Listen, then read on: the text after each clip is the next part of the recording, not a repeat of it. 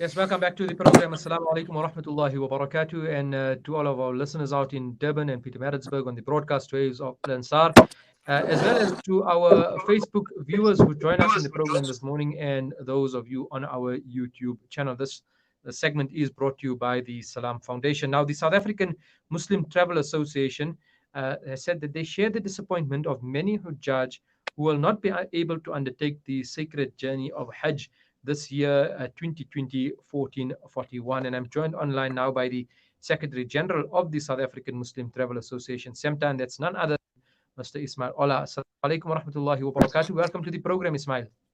Wa alaikum salam wa rahmatullah, Brother Azhar, and thank you for having us on your show. All right, so the organization, SAMTA, says that they share the disappointment of those Hujjaj who are unable to travel this year. Just to recap, what is the current status quo regarding Hajj 1441? So, as we know, Brother Azhar, since March, the Ministry of Hajj has advised all the Hajj missions throughout the world to advise their Hajj operators not to engage or to rather stop all administration for Hajj.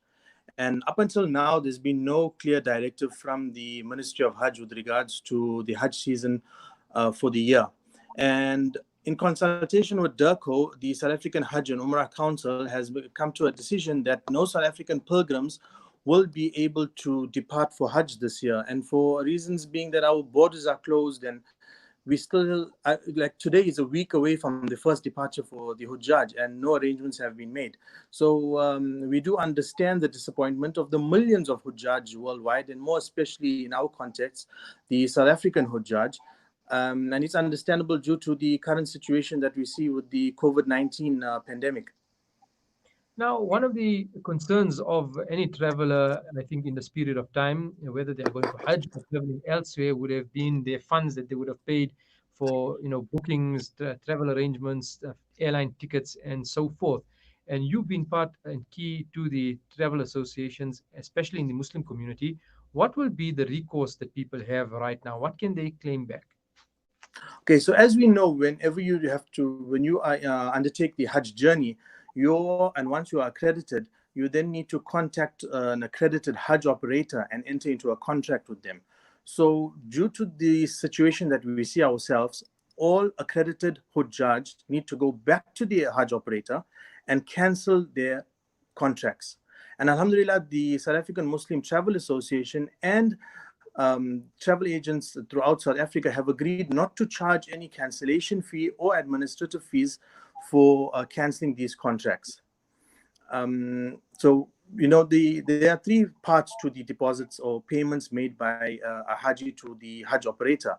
First is that the Hujjaj may have paid deposits to the Hajj operator for their airline tickets or for their packages.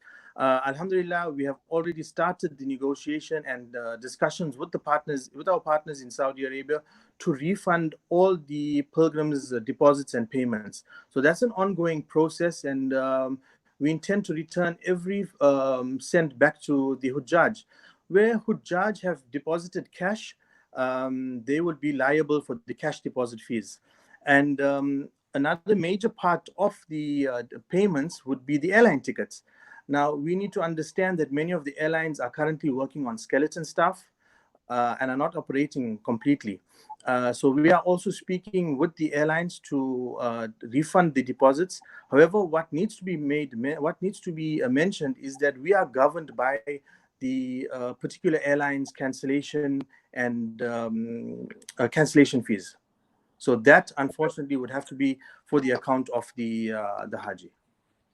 All right, so there is some recourse, and there may be some where you may lose even in terms of the airline ticket fee itself. Now, looking at the travel associations themselves, and I mean, I can only begin to imagine the financial hole that has come into their fiscus due to the pandemic and the cancellation of programs. Umrah was put on hold during the peak period of Ramadan, and now we have the cancellation of Hajj.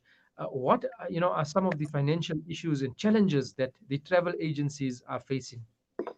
So it's a huge financial impact on travel agencies. The Saudi authorities had closed their borders around about the 27th of February, and most of our members specialize in Hajj and Umrah. So you can imagine we're in about the fourth month now, where there's been no trade, no Hajj and Umrah, or basically no business to any other destinations.